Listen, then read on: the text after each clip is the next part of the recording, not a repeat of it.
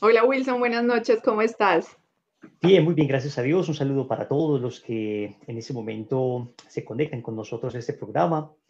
Gracias por esta invitación tan especial. Me siento muy honrado de ser invitado a este programa, Pescando en Red. De verdad que es un nombre precioso. Tres sacerdotes, te digo pues que difícilmente se encuentra un programa donde tengamos tres sacerdotes acompañándonos. Eso es pues un privilegio para mí.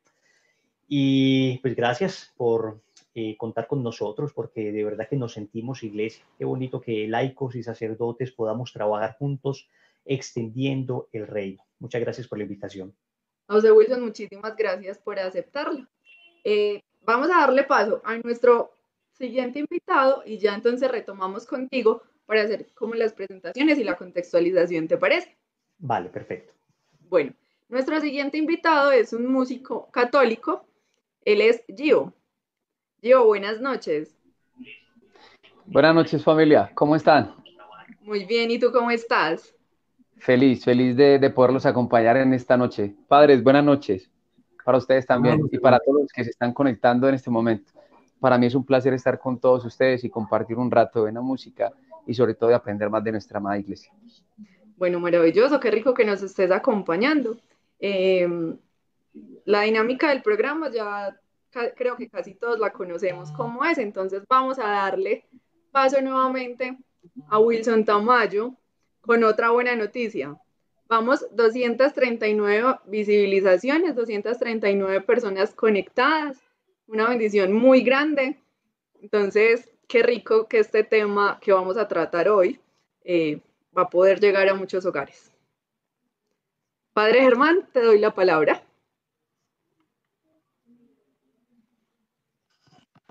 Bueno, vamos a hacer un pequeño recordatorio a las personas que estamos acá en el live. Recuerden el micrófono, porque si no, no nos Claro que sí. escuchamos. Sí, que le decía, bueno, empecé diciendo, es que salir uno de primero siempre como que asusta mucho, pero bueno, que es una excelente oportunidad con estos dos invitados que vamos a tener. Wilson Tamayo, pues sabemos y creo que la mayoría de nosotros lo conocemos dentro del movimiento Lazos de Amor Mariano. En este momento, pues Wilson es el subdirector de este movimiento, ¿no? Pero aparte de eso, es un gran enamorado de la iglesia.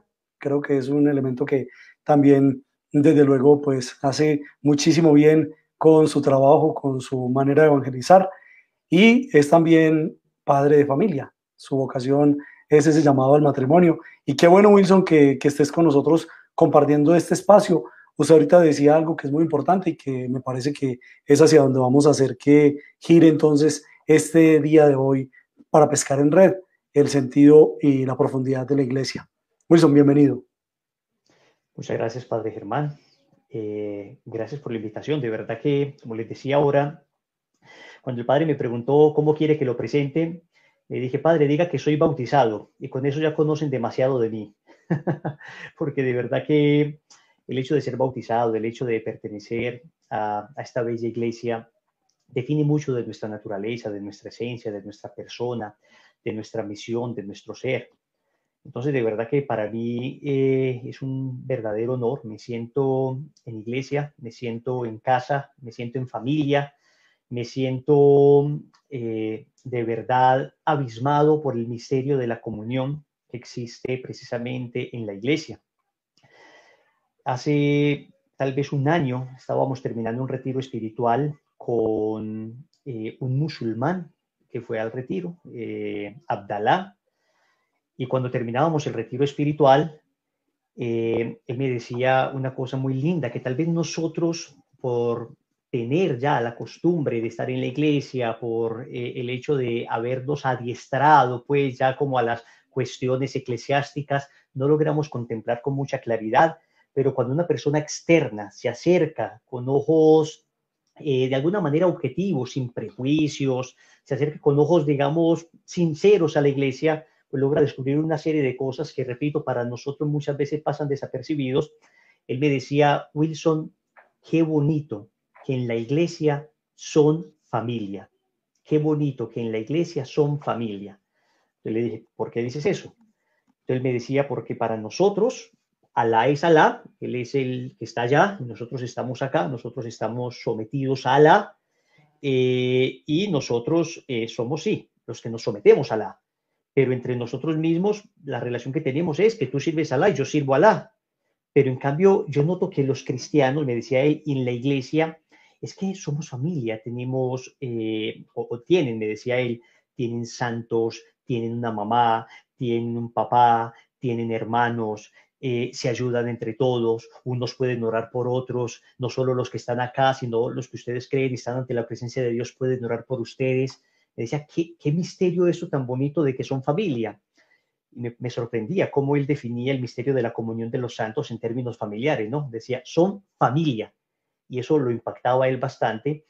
Y de verdad que es una cosa que uno considera poco, pero que es una riqueza que tenemos nosotros. Somos familia. Podemos estar 3 sacerdotes, 3, 4 laicos acá trabajando juntos, luchando juntos por extender el reino, hablando juntos del amor que tenemos en conjunto a nuestro Dios, de la protección maternal que recibimos de nuestra madre, y todo en términos tan familiares. Qué bonito poder pertenecer a esta gran familia. Bueno, vamos nuevamente con Wilson Tamayo, quien nos va a hacer la introducción al tema de hoy. Sabemos que es una persona bastante agradable, que con sus temáticas, con lo que nos cuenta y como nos los cuenta, nos envuelve bastante. Así que, Wilson, te damos la palabra. Bueno, muchas gracias. Un tema tremendo, un tema que me apasiona, la iglesia. Cómo no hablar con emoción, con pasión, con entusiasmo de este misterio tan sublime, tan divino y tan humano a la vez, tan sorprendente por la cantidad enorme de santos, la cantidad enorme de ayudas que ha dado a la humanidad, pero también tan cuestionado en estos días, tan atacado en los últimos meses, años. Es importante tener una aproximación adecuada a la iglesia, porque, repito, desafortunadamente las nuevas generaciones se han ido formando con la caricatura que algunos medios de comunicación han insistido una y otra vez sobre la iglesia. El cardenal Newman, canonizado el año pasado, John Henry Newman, que pasa de la iglesia anglicana a la iglesia católica después de un juicioso estudio de los padres de la iglesia, y que después se vuelve sacerdote, obispo, cardenal y ahora es un santo de la Iglesia Católica, decía que él se atrevía a asegurar que no había 10 personas en el mundo que verdaderamente odiaran a la Iglesia Católica, que no había 10 personas en el mundo que verdaderamente odiaran a la Iglesia Católica.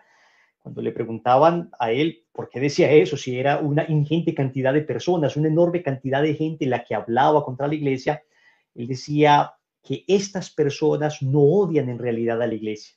Estas personas odian lo que ellos creen que es la iglesia. Entonces, han hecho o han recibido y han aceptado una caricatura de la iglesia y luego esa caricatura de la iglesia ellos la detestan, la odian. Y dice el cardenal Newman, una iglesia así, una iglesia tan desfigurada, una iglesia tan hecha caricatura, pues también yo la despreciaría, porque no es la iglesia de Cristo. Esa iglesia retrógrada, esa iglesia intolerante, esa iglesia llena de pecadores, esa iglesia, digamos, que tiene al Papa como un dios, esa iglesia que no se interesa por las necesidades del prójimo, esa iglesia que va contra la ciencia, esa iglesia que nos han vendido, no es la verdadera iglesia de Cristo, es una caricatura.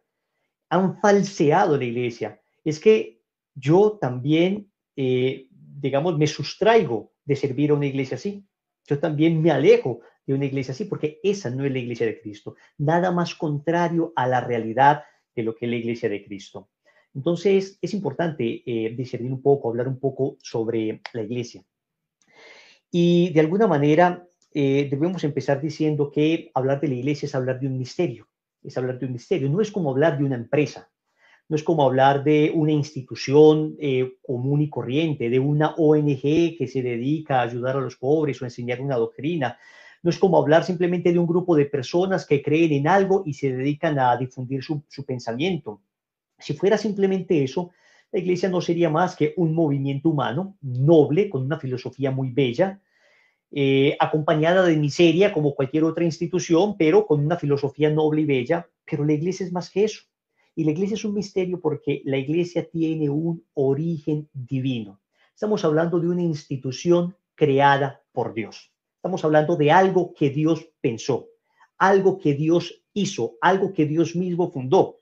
Ya con esto se sale de cualquier estándar humano, de cualquier cosa que nosotros hayamos creado, porque cualquier otra cosa es creación humana. La iglesia es creación divina. Y partamos de ese hecho. Por eso es un misterio. Y lo que alcanzamos a descubrir, y lo que alcanzamos a explicar, y lo que alcanzamos a decir de la iglesia, siempre será menos de lo que queda en el misterio. La luz que arrojemos sobre el misterio de la iglesia siempre iluminará menos de la totalidad que permanece todavía del misterio y la belleza que tiene la iglesia y la enormidad y la maravilla y el plan que Dios tiene con ella. Nosotros apenas vamos descubriendo en el decurso de la historia lo que es la iglesia. Entonces, empecemos diciendo eso. La iglesia tiene un origen divino, pero está conformada por personas humanas. En ese sentido, la iglesia es santa porque Cristo la fundó y siempre necesitada de reforma, siempre necesitada de estar convirtiéndose, porque la conformamos seres humanos. Y esto es importante entenderlo, porque sí que es santa la iglesia. Cristo la fundó, Cristo dio su vida por ella, Cristo nos la entregó, Cristo nos hizo parte, nos incorporó a ella. Y sin embargo, quienes estamos en ella, necesitamos tanta conversión, necesitamos permanentemente estar revisando nuestra vida, necesitamos constantemente estar configurándonos con Cristo, porque muchas veces los que pertenecemos a este cuerpo místico, muchas veces somos la herida de ese cuerpo místico. Muchas veces nuestro antitestimonio, muchas veces nuestro pecado ha deformado a los ojos de las personas el bello rostro de la iglesia y ha dado un mensaje equivocado. Y muchas veces la gente cree que la iglesia es esa herida que tiene el cuerpo místico de Cristo. Yo siempre he dicho que como cuerpo, la iglesia pues tiene heridas. Y tiene heridas, y esto lo dice el cardenal Sará, un santo cardenal que recomiendo a todo el mundo lea sus libros. Ahora acaba de sacar uno en compañía del Papa Benedicto XVI, desde lo profundo de nuestros corazones, pero el último que sacó él solo a modo de entrevista se llama Anochece, se hace tarde, y es bien bonito porque habla de la realidad de la iglesia. Y eso es importante porque muchas veces se ha querido ver a la iglesia y definirla por la herida que tiene la iglesia. Y si yo soy un cuerpo con un alma, pues por supuesto, y yo me presento una persona y yo tengo una herida en el pie, yo no voy a decir, mucho gusto, esta herida soy yo. Yo no voy a decir que mi herida me identifica o mi herida me define. No, no, no. La herida es precisamente todo lo contrario a lo que yo soy. Tengo esta herida, no puedo negar que tengo esta herida, no puedo negar que hay una realidad en mí que me hiere, pero no se puede definir a una persona por una herida. Nadie dice, esta herida soy yo. Así tampoco se puede definir a la iglesia por la herida que tiene en algunos de sus miembros, nosotros que hemos pecado, porque nos han hecho creer muchas veces también que la iglesia es simplemente el papa, los obispos, el clero en general, pero esa es una pequeñísima porción de la iglesia. La iglesia somos todos. La iglesia también es la mamá de ese joven que está escribiendo bestialidades contra la iglesia en Twitter, porque la mamá de ese joven seguramente es profundamente católica. La iglesia también es la abuelita de ese ateo que está despotricando de la iglesia, falseando datos y caricaturizando una iglesia que no existe. La iglesia somos todos y eso es importante entenderlo. Entonces no podemos definir la iglesia por una herida y mucho menos hacernos creer que la herida es una lepra que la cubre completamente. Estamos hablando de, en el misterio de la comunión de los santos, estamos hablando, la iglesia antes hablaba mucho y todavía lo menciona en algunos documentos, de la iglesia militante, que seríamos nosotros los que estamos aquí en la tierra militando por buscando nuestra salvación, acoger la salvación de Cristo y extender el reino, la iglesia purgante, que sería nuestros hermanos que están ya salvos en el purgatorio, y la iglesia triunfante, que serían los santos que están en el cielo. Hoy la iglesia cada día habla más en términos de comunión de los santos, pero no podemos perder como esa dimensión, esa comunión de los santos. Entonces, cuando hablamos del pecado de algunos de los miembros, nos referimos al pecado de algunos de los miembros de la iglesia militante. Pero es que la iglesia purgante y la iglesia triunfante está ya de alguna manera salvada, está glorificada y son muchísimos más los santos. Y aún si habláramos del pecado, de la herida puntual de algunos miembros, también tenemos que decir que han sido de alguna manera exagerados para hacernos creer que estamos hablando de un pecado permanente, institucionalizado en la iglesia.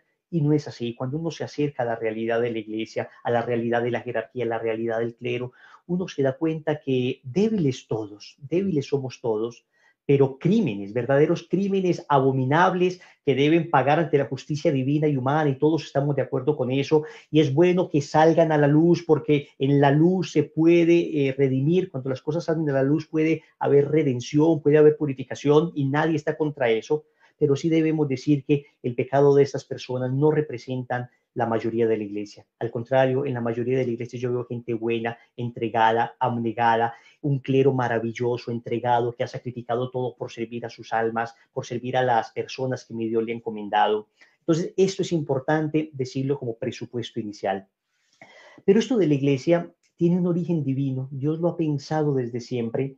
De alguna manera, Dios ha dirigido los caminos de la historia para que finalmente su Hijo fundara la iglesia y el Espíritu Santo vivificara esta iglesia. Es una obra ciertamente trinitaria. Pero si vemos desde el Antiguo Testamento, Dios ha venido haciendo pactos, ha venido haciendo alianzas, ha venido haciendo precisamente alianzas de amor, y eso es importante que se entienda, porque una alianza es distinta a un contrato.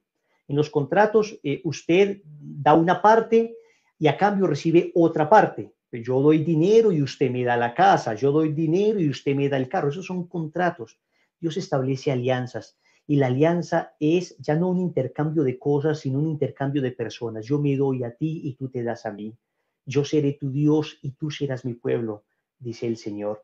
Hay alianzas desde el Antiguo Testamento que progresivamente van vinculando a toda la humanidad.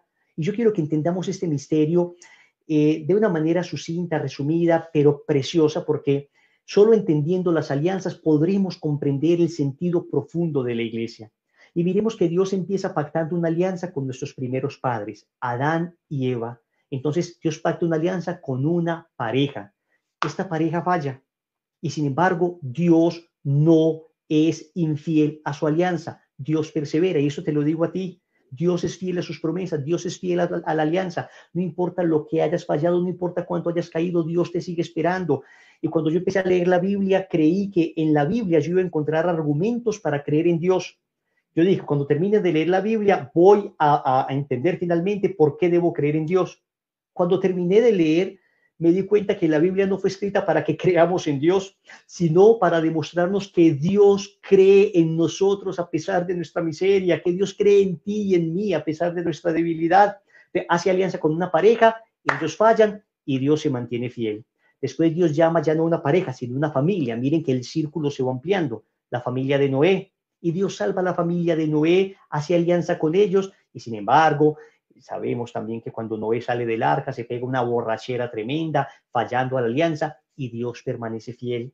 Después ya no nos llama a Dios solo una pareja, Adán y Eva, no solo una familia, la familia de Noé, sino una tribu, que es una familia de familias, a la tribu de Abraham. Y entonces Dios llama a Abraham, nuestro padre en la fe, y con Abraham también hace pacto, y sin embargo Abraham también falla. También le falla a Abraham en varias ocasiones. Sabemos nosotros que, por ejemplo, Abraham entrega su esposa al faraón por temor a que lo mataran. Sabemos nosotros que Abraham falló también. Abraham cometió desafortunadamente pecado y sin embargo Dios permaneció fiel a la alianza. Dios permaneció fiel a la alianza con Abraham. Después Dios va a llamar a un pueblo. Miren que se va creciendo la familia, ¿no? Una pareja, una familia, una tribu, un pueblo con Moisés. Y entonces con Moisés se conforma el pueblo de Dios, prefiguración de la iglesia. Y el pueblo de Dios también le falló innumerable cantidad de veces. Y Moisés también falló. Por eso no pudo entrar a la tierra prometida. Saben ustedes que desde el monte Nebo Moisés deslumbró la tierra prometida, pero no pudo entrar en ella. Será Josué el que entrará con el pueblo de Israel a la tierra prometida. Y sin embargo, Dios permaneció fiel a la alianza.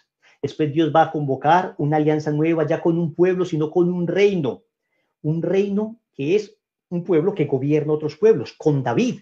¿Y falló David? Claro que falló David, claro que falló David. Ahí en el segundo libro de Samuel, en el capítulo 11, vemos el terrible pecado de David y Dios permaneció fiel.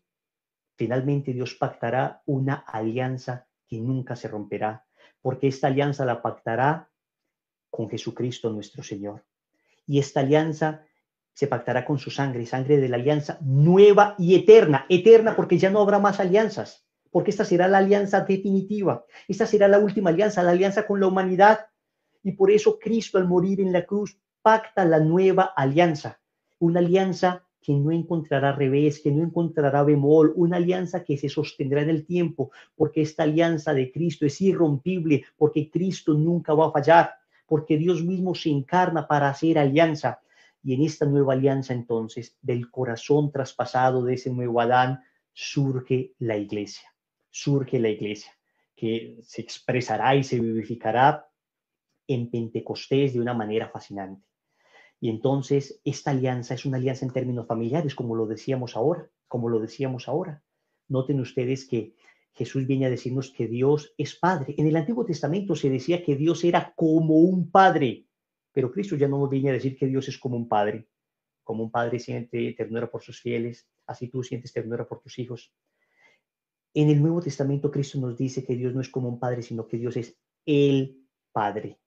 Miren cuando inicia el Padre Nuestro en el Evangelio de Mateo, capítulo 6, versículo 9, cuando oréis, decid, Padre, Padre nuestro que estás en el cielo. Luego Él es el Hijo, lo que dice Juan capítulo 3, versículo 16, tanto amó Dios al mundo que entregó a su Hijo único para que todo el que cree en Él no perezca, sino que tenga vida eterna. Nosotros somos hermanos de Cristo y somos hijos en el Hijo. En la primera carta de Juan, capítulo 3, versículo 1, dice, mirad qué amor nos ha tenido el Padre al llamarnos sus hijos, pues lo somos. Está el Padre, está el Hijo, nosotros somos sus hermanos, somos hijos en el Hijo. ¿Quién falta para que la familia se completa? La madre, también nos dio madre el Señor y por eso muriendo en la cruz, Evangelio de Juan, capítulo 19, versículos del 25 al 27, Jesús le dice a Juan, hijo, ahí tienes a tu madre, mujer, ahí tienes a tu hijo. Y dice que Juan se las llevó a su casa. Inmediatamente después de eso, Jesús dice, todo está cumplido. Todo está cumplido. ¿Qué significa? La familia está completa. La familia está completa. Ahora, a todo el mundo hace parte de la gran familia de Dios. Ahora, ya no solamente una pareja, una familia, una tribu, un pueblo, un reino, sino toda la humanidad. Tú y yo somos parte de la familia de Dios. Pero eso no podía quedar en una idea bonita. Eso no podía quedar simplemente en el aire. El Señor instituye entonces en cabeza del apóstol Pedro una iglesia para que esta realidad del pueblo de Dios sea una realidad palpable. Cuando hablamos de la iglesia como cuerpo místico de Cristo, cuando decimos que la iglesia es cuerpo, y este símil lo hace el apóstol San Pablo, la iglesia como un cuerpo, hablamos de la iglesia como un cuerpo porque precisamente es visible. Si Cristo hubiera querido que la iglesia fuera simplemente una realidad espiritual, se hablaría de la iglesia como el alma de Cristo. Pero cuando se habla de la iglesia como el cuerpo místico de Cristo, como un cuerpo, es porque hay una realidad que podemos contemplar, hay una institucionalidad con todos los defectos que esto conlleva, con la debilidad humana que esto trae, pero hay una realidad institucional. Cristo le instituye en cabeza de Pedro, llama a unos apóstoles, da funciones muy específicas a sus apóstoles. Esos apóstoles se preocuparon por mantener, digamos, unas estructuras, por mantener con claridad unos esquemas de evangelización. Y esto era necesario, porque miren, Jesús es Dios y él hubiera podido decir, bueno, yo voy a irme a vivir a una montaña, el que quiera hablar conmigo va a la montaña. Pero muy poca gente tuviera acceso a Cristo, porque muy poca gente tuviera acceso a esa montaña o a ir a ese lugar. En cambio, Cristo dijo, les dejo mi iglesia para estar con ustedes en todas partes, en todos los momentos, en todos los lugares, en todas las circunstancias, en todas las culturas, en todas las lenguas. Esa realidad de la iglesia. Con la iglesia, Cristo ya no está en un lugar al que unos privilegiados pueden ir, sino que con la iglesia estamos todos unidos a Cristo. ¿A través de qué? De una realidad maravillosa, los sacramentos. ¿Por qué se ataca hoy tanto el sacerdocio? Por una razón, porque el sacerdocio nos trae los sacramentos. Entonces, al atacar al sacerdote, te quedas sin sacramentos. Al atacar el sacerdocio, te quedas sin sacramentos. Por eso nosotros debemos amar a nuestros sacerdotes, defender a nuestros sacerdotes, porque ellos son, de alguna manera, el canal a través de la gracia de Cristo, a través de los cuales la gracia de Cristo nos acompaña. Entonces, mis hermanos, hablo emocionado de la iglesia porque me siento feliz de pertenecer a la iglesia y me siento feliz de pertenecer a este misterio maravilloso fundado por Jesucristo. Wilson, el Papa Benedicto XVI hace una referencia muy interesante con respecto a lo de la iglesia y él dice que donde hay un cristiano, allí está la iglesia católica. Él lo escribía cuando era cardenal Y en todos estos elementos que usted ha dicho y en esta síntesis maravillosa desde el Génesis hasta el Nuevo Testamento que nos ha hecho con respecto a la iglesia y teniendo presente que el domingo celebramos la fiesta de la iglesia, Pentecostés, hay una pregunta que como sacerdote, pues yo quisiera hacerle desde su visión también como laico, comprometido, consagrado bajo el método de San Luis María Griñón de Montfort a la Santísima Virgen María. Wilson, ¿por qué muchos católicos se van de la iglesia? Usted ahorita decía, odian lo que creen que es la iglesia, pero ¿cuáles podrían ser esas realidades o esas situaciones que hacen que algunos católicos se vayan de la iglesia católica o incluso abandonen la fe? Sí, Padre Germán, mire, lo primero es que nuestro Señor nos advirtió que la iglesia sería perseguida, sería atacada. Nos dijo el Señor que las puertas del infierno no prevalecerían contra la iglesia, ya en esa promesa fundacional que le hace a Pedro, al decirle, tú eres Pedro y sobre esta piedra edificaré mi iglesia, Mateo capítulo 16, versículo 18, y dice que las puertas del infierno no prevalecerán, no significa que no la ataquen, ¿cierto? Entonces, por supuesto que la iglesia está en un continuo ataque de parte del enemigo. Es decir, si la iglesia es un misterio que supera las fronteras humanas, hay que entender también que hay un ataque que supera las fronteras humanas. Como dice el apóstol San Pablo en la carta a los Efesios, en el capítulo 6, versículo 10, no nos enfrentamos simplemente a personas de carne y hueso, sino que nos enfrentamos a una realidad espiritual. Entonces yo estoy consciente y seguro que detrás de todos los ataques que recibe la iglesia, de todas maneras, más allá de nuestra debilidad humana, está un ser maligno, pervertido y pervertidor, como le dirá el Papa Pablo VI. Está Satanás atacando a la iglesia y está Satanás desfigurando el rostro de la iglesia para que la gente se aleje. Pero también tenemos que reconocer que de parte nuestra ha habido antitestimonio y que allí donde las personas encuentren un cristiano auténtico, se encuentren un cristiano que sea un rostro fresco de la iglesia, allí las personas se cuestionan si toda esa basura que han recibido es cierta, ¿no? Y el Papa Benedicto también lo ha dicho muchas veces, que la renovación de la iglesia se dará en la santidad de vida. Nuestros planes pastorales, nuestros esquemas, digamos, que elaboramos para llegar a más gente, no son sino caminos limitados.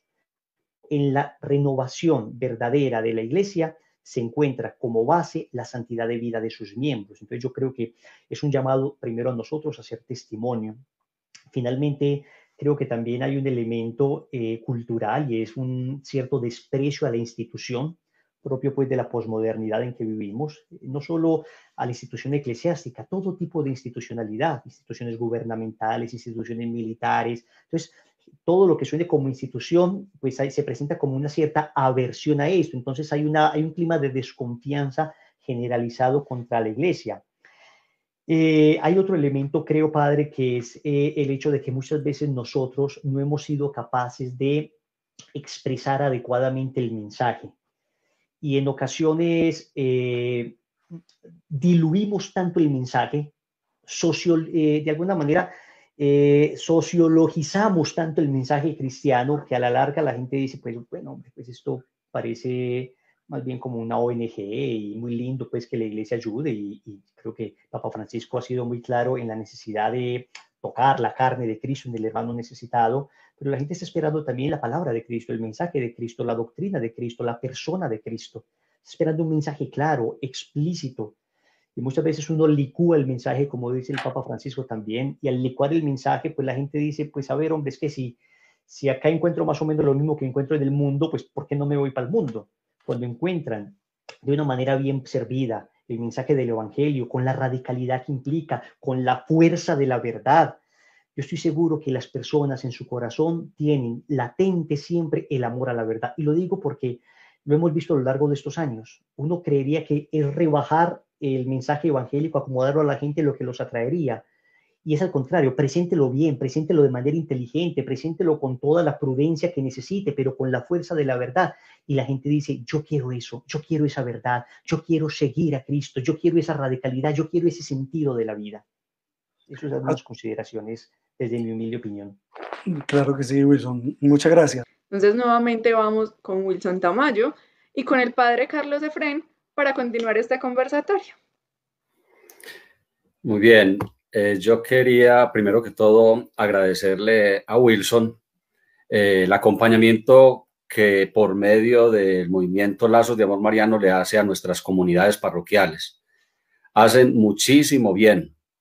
En segundo lugar, quiero felicitarlo porque en este tiempo de pandemia han estado muy activos. Hicieron una consagración muy hermosa. Mi mamá hizo la consagración. Mi mamá lo está viendo en estos momentos. Mi mamá está levantando a las 3 de la mañana a cumplir la tarea. Me da mucha emoción, mucha alegría poder dar ese testimonio porque mi familia pues le ha ayudado muchísimo en esta pandemia esa consagración.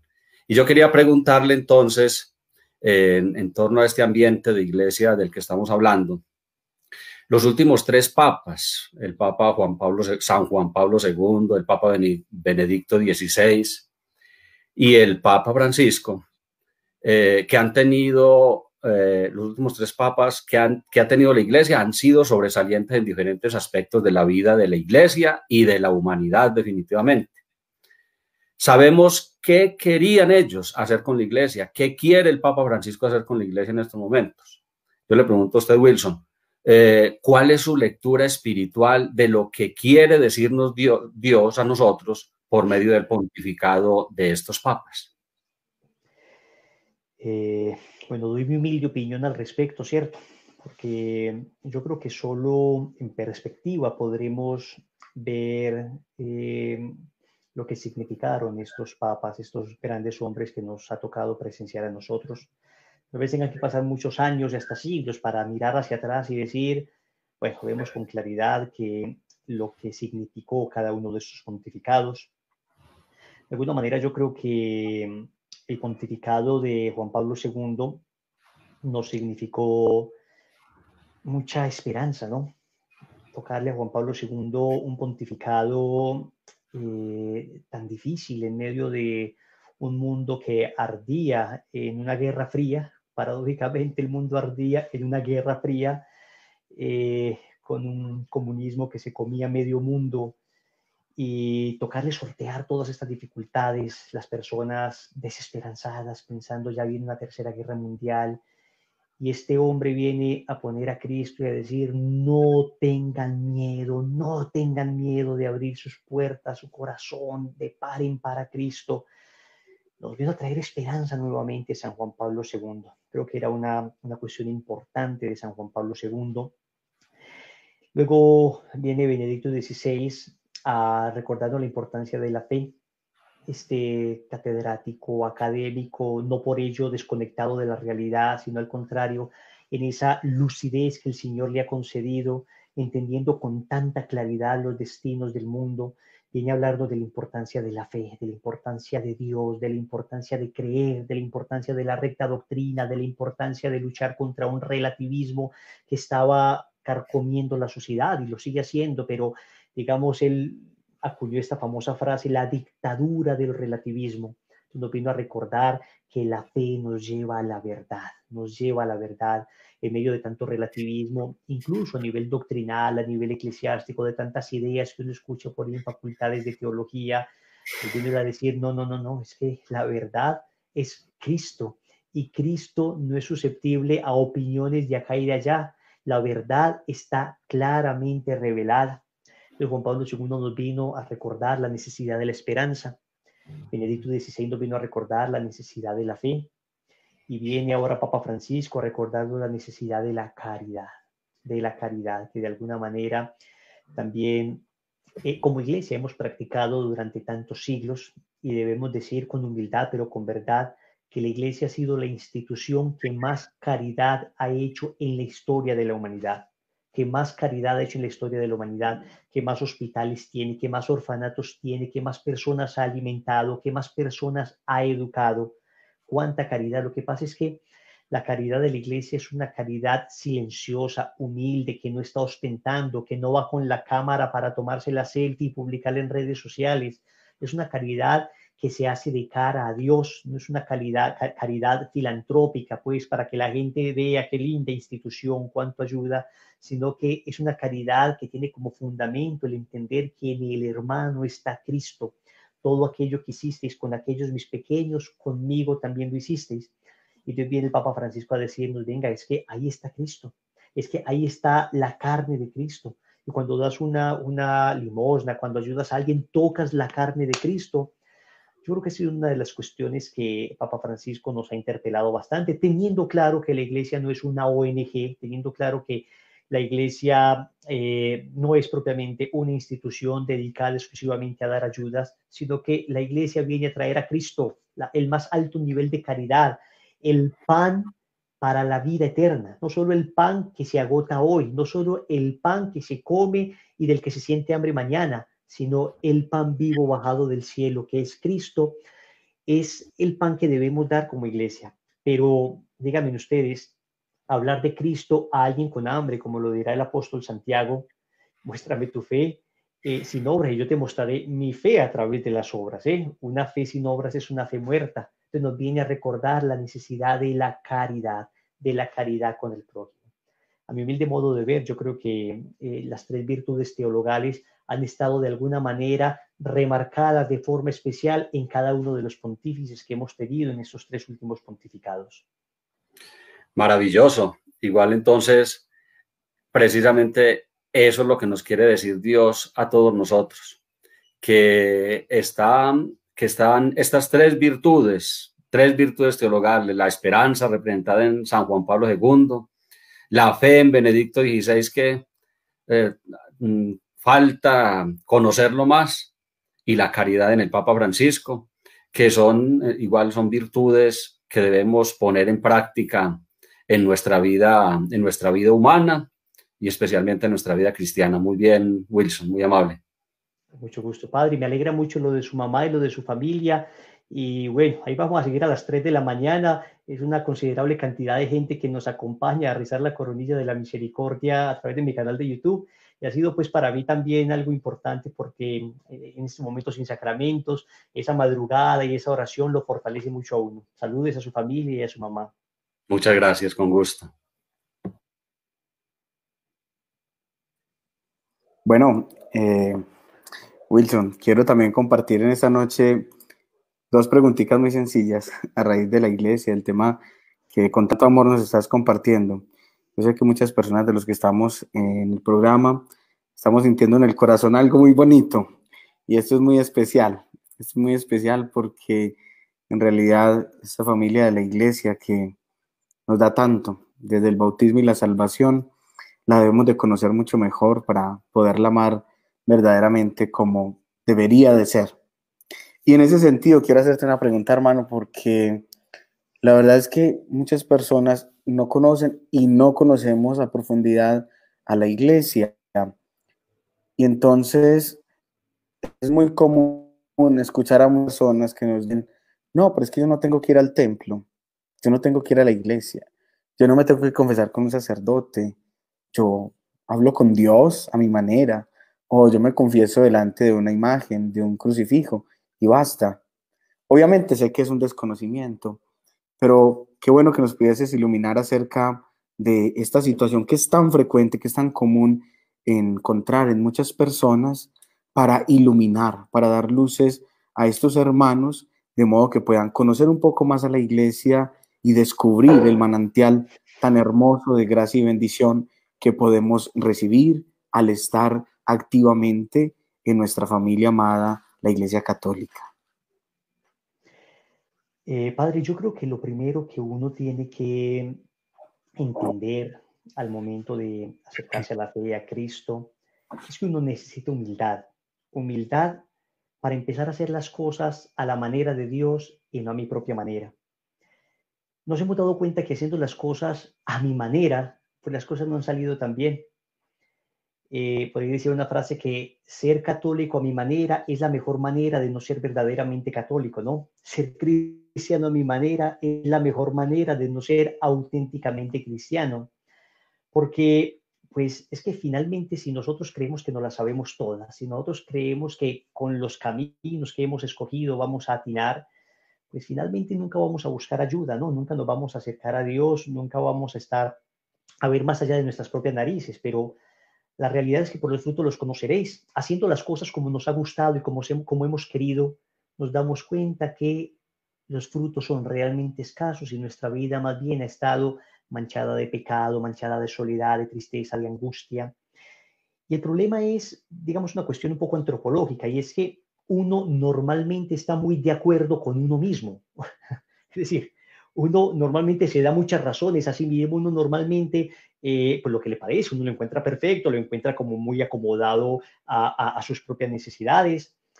Pero cuando uno se acerca humildemente a Cristo, cuando uno dice, yo quiero conocerte a ti, Señor, tal como eres, no como yo quisiera que fueras, no como yo me imagino que eres, sino tal como eres, entonces uno recibe a Cristo con todo lo que Él nos dio. Uno recibe a Cristo con todo lo que Él nos ha dado a nosotros, que es verdaderamente hermoso. Permítame un segundito, que acá tengo un problema de conexión, para que no se nos desconecte. A ver. Me disculpan que Sí, ya estamos. tan Sí, sí. abruptamente suspenda la respuesta, pero tengo un problema con el cargador, entonces si se me descarga, nos desconectamos. Yo creo que ya. De hecho, se estaba como ralentizando un poquito el video por esto. Volviendo al tema, uno tiene que aproximarse humildemente y decirle a Cristo, Señor, pues aquí estoy, a ver, muéstrame tú cuál es el camino. Entonces ya uno se acerca a la palabra y uno se da cuenta que si el Señor hubiera querido que nos comunicáramos exclusivamente con Él, entonces no hubiera fundado una iglesia, no hubiera convocado apóstoles, no hubiera reunido comunidad, no hubiera dicho que donde 2 o 3 se reúnen en mi nombre, ahí estoy yo, no hubiera nombrado a los apóstoles sus ministros de reconciliación, como se autodenomina San Pablo, ahí en la carta a los Corintios. No les hubiera dicho el día de la resurrección, a quienes ustedes perdonen los pecados les serán perdonados, no les hubiera dicho en la institución de la Eucaristía, tomad y comed todos de él porque esto es mi cuerpo, hagan esto en memoria mía. Es decir, si Cristo hubiera querido que nos comunicáramos directamente con Él, hubiera muerto en la cruz y se acabó. Pero cuando uno lee la palabra de Dios y la lee con objetividad, uno se da cuenta que el Señor dejó comunidad, que el Señor nos ha llamado a vivir en comunidad, que el Señor nos ha invitado a estar juntos, a crecer juntos en la fe, salvo un exiguo grupo de personas que Dios ha llamado a una vida verdaderamente eremítica, a estar solos en una montaña, en una cueva, en un desierto, que son unas vocaciones verdaderamente específicas, son personas llamadas a vivir su camino de santidad solos. Salvo ese extraño y extraordinario pequeño grupo de personas, el resto de los cristianos mortales estamos llamados a vivir en comunidad. Y el hecho mismo de haber nacido en una familia, pues nos manifiesta que hay una necesidad sociológica de vivir en comunidad. Nacemos en una comunidad, no nos dimos a la vida nosotros mismos. Entonces, eso de tener una fe yo solo, eso de irme yo solo por el mundo, es una cosa que no solo contradice la palabra de Dios, sino contradice nuestra propia naturaleza. Por naturaleza somos seres sociables, decía Aristóteles. Por naturaleza vemos que nacemos en una sociedad familiar. Entonces, es necesario vivir nuestra comunión también como familia. Claro que se requieren esos espacios solos, claro que se requieren esos espacios de intimidad con el Señor, pero estamos llamados a vivir la presencia de Cristo, una presencia del todo singular que se expresa en la familia. Pero yo creo que también es no entender la profundidad de lo que es la iglesia, porque el que dice, yo me comunico directamente con Dios, a ver, te pregunto, ¿y te puedes hacer tú mismo la Eucaristía? ¿Y puedes tú con tus manos traer a Cristo? ¿Y puedes tú comulgar a Cristo solito, sin sacerdote, sin iglesia, sin liturgia? Es que no hemos entendido el tesoro que tenemos.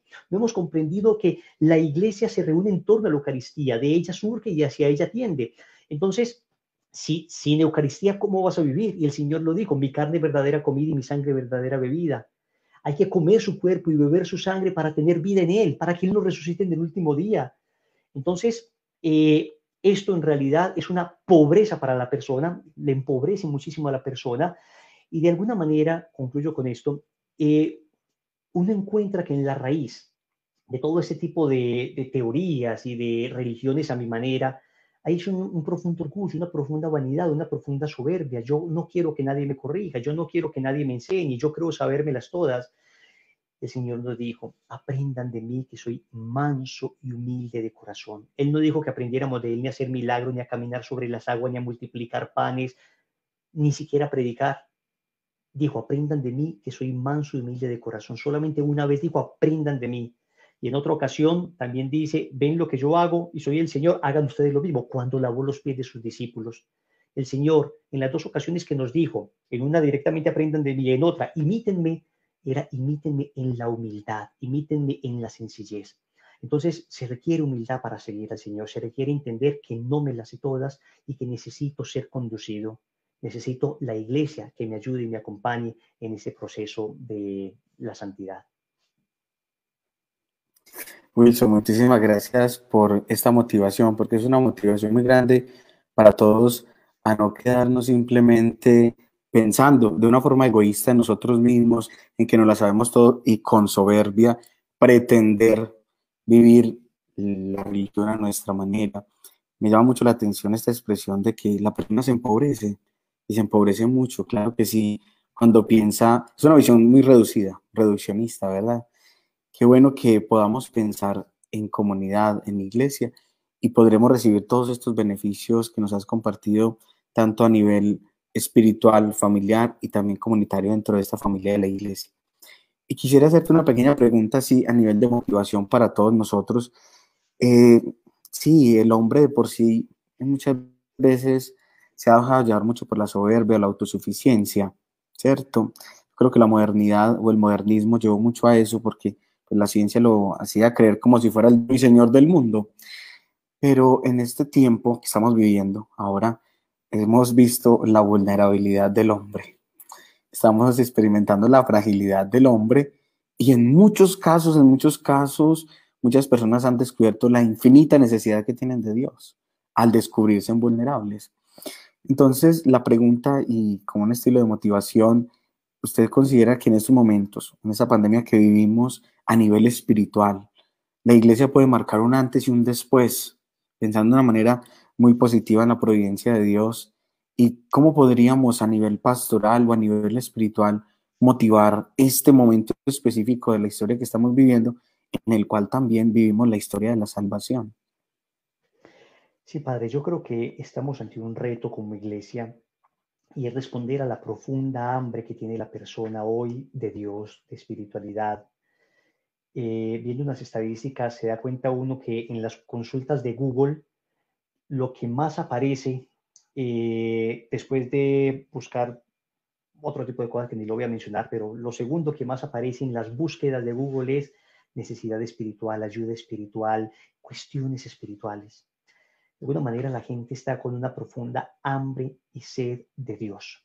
Y nosotros tenemos que responder como iglesia a esta necesidad, evitando el peligro de caer en una fe meramente virtual, porque la sacramentalidad requiere presencia, requiere presencia. Yo creo que es una de las cuestiones que tenemos que reflexionar más y valorar más, esa presencia que nos trae la sacramentalidad.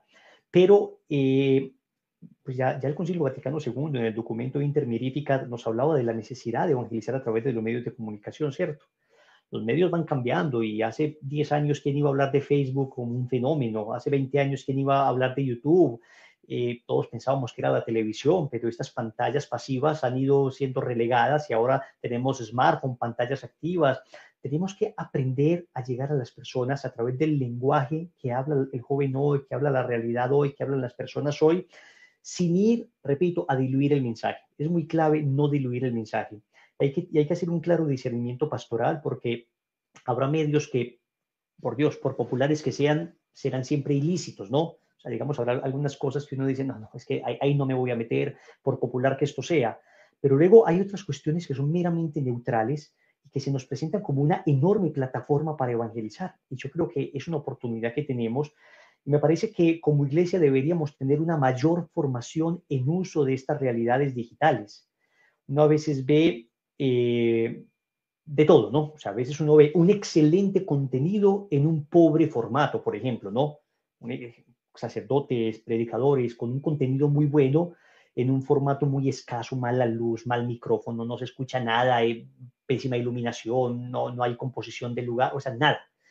En otras ocasiones uno ve que en cambio le meten demasiado pues a la belleza de la imagen, a todo lo secundario, al embellecimiento, al formato, pero el contenido es mínimo, frasecitas por ahí sacadas de cajones, un romanticismo ahí hasta fastidiosón y dulceto.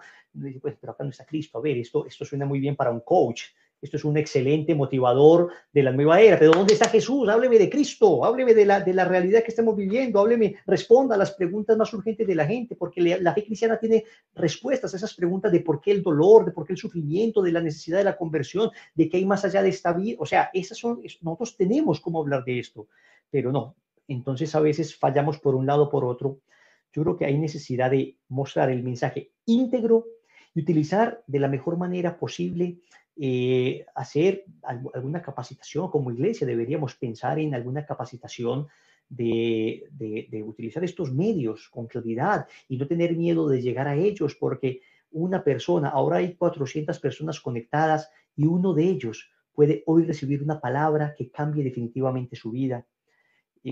Nos escriben testimonios todo el tiempo de cualquier lugar del mundo a decirnos: esta palabra tocó mi corazón, esta canción de esta persona, este testimonio que pusieron, esta predicación de este sacerdote. Entonces Dios obra a través de estos medios. Entonces yo sí creo que va a haber un antes y un después, y ese después tiene que estar muy orientado a ser capaces de llegar a las personas a través de estos medios, que es un lenguaje que cada día se convierte en un lenguaje más universal. Pero también hay un después, padre, y con esto concluyo, sobre todo en la necesidad de explicar digamos, la presencialidad del sacramento. O si no, la gente pues se encuentra que es más cómodo estar en la casa viendo una pantalla y viviendo la misa, pues ¿para qué voy a ir a la iglesia con riesgo de contagiarme? No, no, no, no, no. Tenemos que ser capaces de mostrar y manifestar con claridad la necesidad de volvernos a reunir, la necesidad de amarnos, la necesidad de ser una comunidad de carne y hueso, una comunidad viva, una comunidad que se palpa, que se toca, una comunidad que se abraza, una comunidad que comulga, una comunidad que escucha las palabras sacramentales, una comunidad que está viva, que de manera virtual se prepara a modo, digamos, de sacramental, pero de manera real vive los sacramentos. Entonces tenemos que tener muy bien servida la misa, padre. Yo creo que es un reto sobre todo para los sacerdotes ahora, pues la predicación de la palabra, el mensaje que se tiene que dar, la claridad, debe ser tal que la gente diga: es que sí, es que voy a ir, es que quiero escucharlo, es que quiero experimentar eso, quiero vivir eso. Entonces creo que sí es un reto maravilloso que tenemos. Wilson, muchísimas gracias por aporte tan importante para nuestra iglesia hoy, en medio de esta pandemia.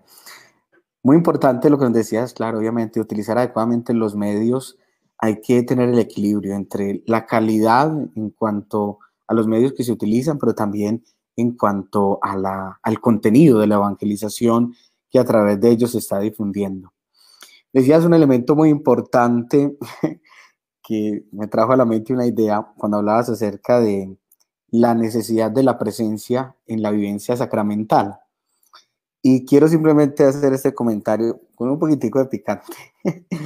El Evangelio de hoy nos decía: hay que dar al César lo que es del César y a Dios lo que es de Dios. Y quiero dejar esta pregunta en suspenso. Con todas las medidas que ha tomado el gobierno nacional y también con todos los sectores de la vida pública y social que ha permitido reactivar progresivamente, no sé, se me viene a la mente, ¿será que le hemos dado demasiado al César y le hemos dado muy poco a Dios? ¿Será que le están dando demasiada importancia a favorecer aquello que es necesario, pero que está en exceso con relación al César, y estamos relegando a Dios? Hay que dar al César, sí, pero también hay que dar a Dios. Dentro de los comentarios que nos están haciendo en Facebook, encontramos algunas preguntas que sería importante que respondiéramos. Una de las personas nos preguntaba, Wilson, ¿cómo los jóvenes debemos evangelizar en estos tiempos que estamos viviendo? Bueno, a ver, yo creo que el joven está hambriento de verdad. Muchas veces nosotros creemos que es licuar el mensaje para que el joven venga, y en realidad lo que tenemos que hacer es mostrar el mensaje como es, con la radicalidad evangélica, con la verdad tal cual es, de una manera que lo comprendan. Lo digo porque yo empecé mi proceso de conversión a los 15 años, sí, hace año y medio. Es broma, por supuesto. Hace ya 20 años, pero tenía 15 años y a mí lo que me llamó fue precisamente que el Evangelio es claro. que en medio de un mundo tan sin sentido, pues, a ver, denle un sentido a mi vida. Y entendí que el sentido de mi vida consiste en buscar la santidad. Y yo le digo, en Lazos de Amor Mariano, nosotros no tenemos propiamente como apostolados dedicados a jóvenes específicamente. Ahora estamos apenas haciendo algunas cositas, pero en general nuestro apostolado es presentar el Evangelio como es, y sin embargo se han adherido una enorme cantidad de jóvenes. O sea, la media de edad en el movimiento al que pertenezco oscila más o menos entre los 22, 25 años. Estamos hablando de que muchas personas, muchos jóvenes se están vinculando porque encuentran un sentido de verdad.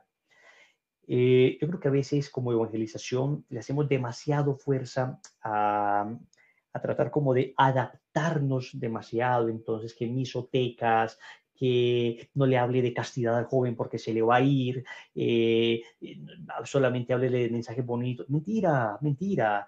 Eso es una visión reduccionista, como decía ahora el padre, una visión reduccionista de los jóvenes. Eso es considerado el joven como un pequeño animalito que no es capaz de más. Entonces, como no es capaz de más, y este tiene sus instintos y en ese momento funcionan más sus hormonas que sus neuronas, entonces démosle comidita, pues papilla, a ver si se entusiasma un poquito el joven y algo le queda de fe. Hombre, no, hay que creer en el joven. Hay que proponerle ideales altos, hay que llevarlos a orar, hay que proponerles modelos de virtud, propóngale los santos, llévelo a vigilia, usted se sorprenderá. Cuando le propone al joven ideales altos, sírvale bien el plato, pero cuando usted lo lleva a una vigilia, él es capaz. Cuando lo pone a leer la vida de un santo, él es capaz. Cuando le exige la castidad y le muestra que la castidad es una tremenda libertad para amar, y es un gran sí al amor, que no es un no al sexo, sino un gran sí al amor.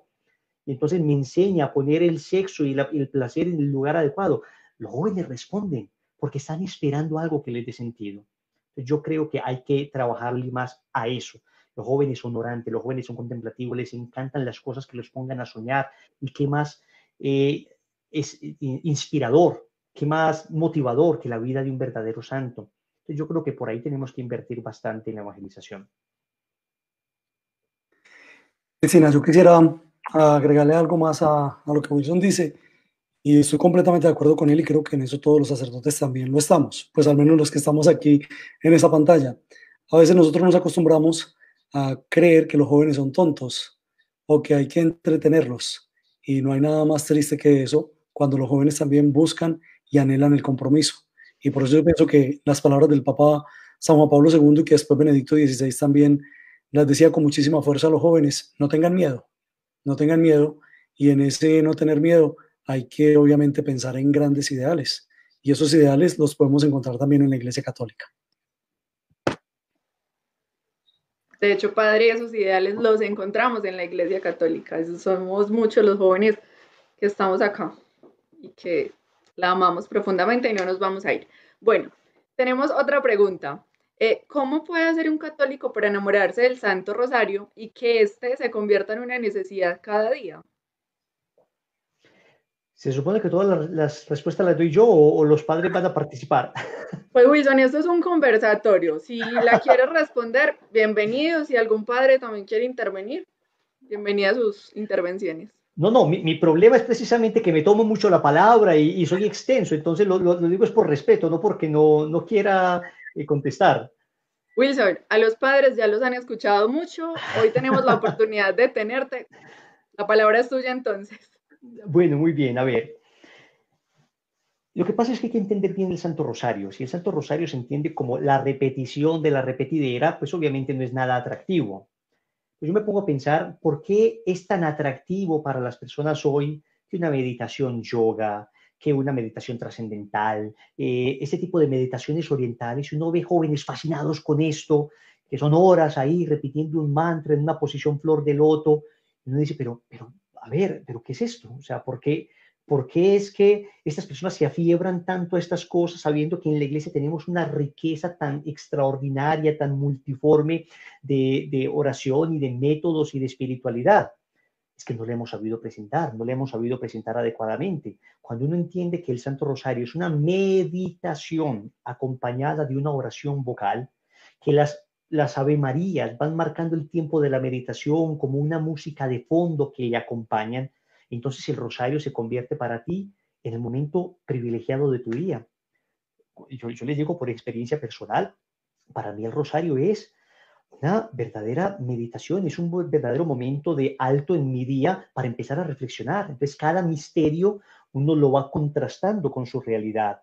Y entonces uno habla del primer, hoy, a ver, el primer misterio glorioso, por ejemplo, hoy, la triunfante resurrección del Señor. Entonces uno va primero meditando qué fue la resurrección, cómo sucedió, cómo Cristo venció la muerte, pero luego uno va diciendo, hombre, es que hay muchas cosas por resucitar también en mi vida. Es que también yo tengo muchas desesperanzas en mi corazón. Es que también yo soy tal vez uno de esos timoratos llenos de terror y de miedo, metido en el cenáculo porque ha perdido la esperanza. Y la resurrección de Cristo hoy me llama a tener esperanza. Si lo último, o tal vez lo más difícil para vencer, lo que el hombre no ha podido vencer a pesar de todo su avance tecnológico y todos sus esfuerzos, es la muerte, pero Cristo venció la muerte, entonces ¿yo a qué voy a temer? Entonces, si yo voy rezando las Ave Marías, mientras voy meditando todo esto y lo voy contrastando con mi vida, el rosario se convierte en la mejor meditación que puedo tener, se convierte en una cuestión interesantísima, se convierte en el momento de mayor introspección, se convierte en el momento privilegiado del día. Así voy revisando cada uno de los aspectos de mi vida.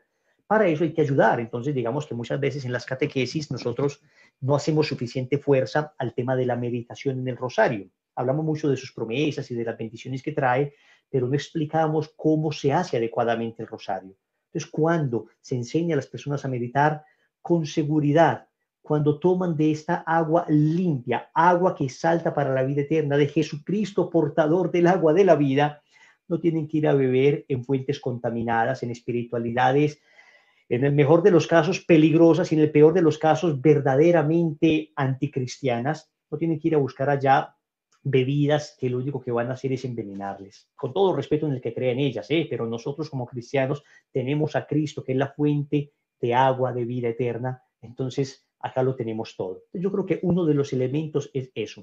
Y un segundo punto sería, pida la gracia del rosario a través del rosario. Es decir, si le cuesta dificultad rezar el rosario, la primera intención por la que rece el rosario sea para amar el rosario. Yo les cuento como testimonio, a mí al principio me daba dificultad rezar el rosario. Y lo primero que yo pedía al inicio del rosario era amor por el rosario. Y entonces inmediatamente le tomé un amor que ahora no soy capaz de acostarme sin rezarlo. Ok, maravilloso. Ya saben, ahí pedir mucho, mucho amor por el rosario. La persona que nos hizo la pregunta, espero que todavía esté conectadita, porque esta respuesta súper, súper importante. Wilson, para que ya vayamos cerrando, siempre, siempre lo digo, el tiempo en estos medios se va volando, ojalá tuviéramos más tiempo. Y ahí ya te hago la invitación para que nuevamente nos acompañes más adelante con otro tema, ya quedas comprometido. Cuenten conmigo, con la ayuda de Dios. Maravilloso. Entonces, para que vamos cerrando, acompáñanos con una oración. Perfecto, perfecto. Me da vergüenza, o sea, teniendo 3 sacerdotes acá, pues yo, ¿cómo me pueden también hacer la oración? Pero si así lo ven prudente, con todo el cariño. En el nombre del Padre, y del Hijo, y del Espíritu Santo. Amén. Te queremos dar gracias, Señor Jesús, porque nos has permitido reunirnos como familia. Gracias por fundarla. Gracias por amarla. Gracias por santificarla. Gracias por hacerla pura e irreprochable ante ti por el amor. Gracias por la iglesia, Señor. Gracias porque no estamos solos en este camino. Porque el combate es duro. Porque quien diga lo contrario está mintiendo. El combate es duro. Exige valor, exige fuerza, exige una voluntad de acero. Pero no nos has dejado solos en este combate, Señor. Nos has dado una familia que nos acompaña. Nos has dado una familia. Nos enseñaste a decirle a nuestro Dios, papá. Nos enseñaste que hay un papá que se preocupa por nosotros permanentemente. Un papá que vela por nosotros con más cuidado, que tiene más cuidado de nosotros que el que tiene por los pajarillos, por las flores del campo. Y al enseñarnos esto, nos has enseñado a confiar. ¿A qué hemos de temer? Nos regalaste una madre, Señor. Nos la diste como testamento final, como último regalo antes de morir. Nos diste esa madre, y allí donde hay madre hay calor, allí donde hay madre hay presencia y cercanía, allí donde hay madre hay orden, allí donde hay madre hay comunión, Allí donde hay madre hay unidad. Nos diste esta preciosa madre, la Santísima Virgen. No nos dejaste solos, Señor, y junto con el Padre nos enviaste el Espíritu Santo, que renovamos ahora en esta solemnidad de Pentecostés. Y además nos entregas tu cuerpo, sangre, alma y divinidad. No te reservaste nada, Señor. No te reservaste nada. Al contrario, nos mostraste que en la entrega total, en el amor sacrificado, abnegado, en el amor que se dona, se encuentra la felicidad. Y nos has llamado a nosotros también a servir. Nos has llamado a ver en nuestro hermano tu propio rostro. Nos has llamado, Señor, a la felicidad de la comunión. Gracias, Señor. Y queremos concluir con esta oración que tú nos enseñaste, con el Padre Nuestro, esta oración que nos convoca como familia. Por eso todos decimos juntos, Padre Nuestro, Padre nuestro que estás en el cielo, santificado sea tu nombre. Venga a nosotros tu reino. Hágase tu voluntad en la tierra como en el cielo. Danos hoy nuestro pan de cada día. Perdona nuestras ofensas, como también nosotros perdonamos a los que nos ofenden. No nos dejes caer en la tentación y líbranos del mal. Y a nuestra Madre del Cielo, Dios te salve María, llena eres de gracia. El Señor es contigo. Bendita tú eres entre todas las mujeres y bendito es el fruto de tu vientre Jesús. Santa María, Madre de Dios, ruega por nosotros pecadores, ahora y en la hora de nuestra muerte. Amén.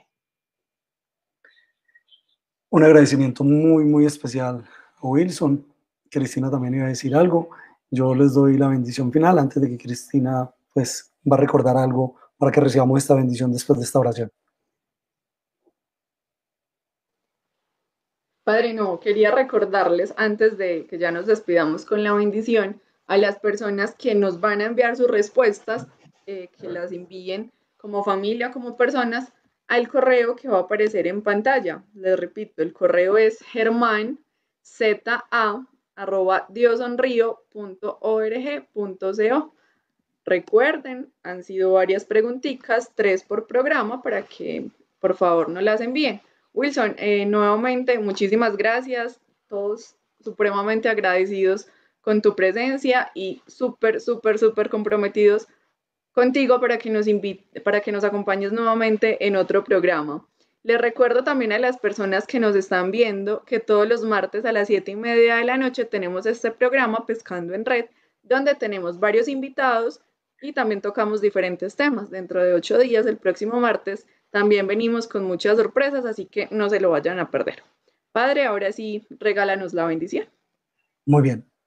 Que el Señor esté con ustedes. Y con tu espíritu. Y la bendición de Dios Todopoderoso, Padre, Hijo y Espíritu Santo, descienda sobre ustedes y los acompañe siempre. Amén. Bendecida noche para todos y Dios les pague por la compañía.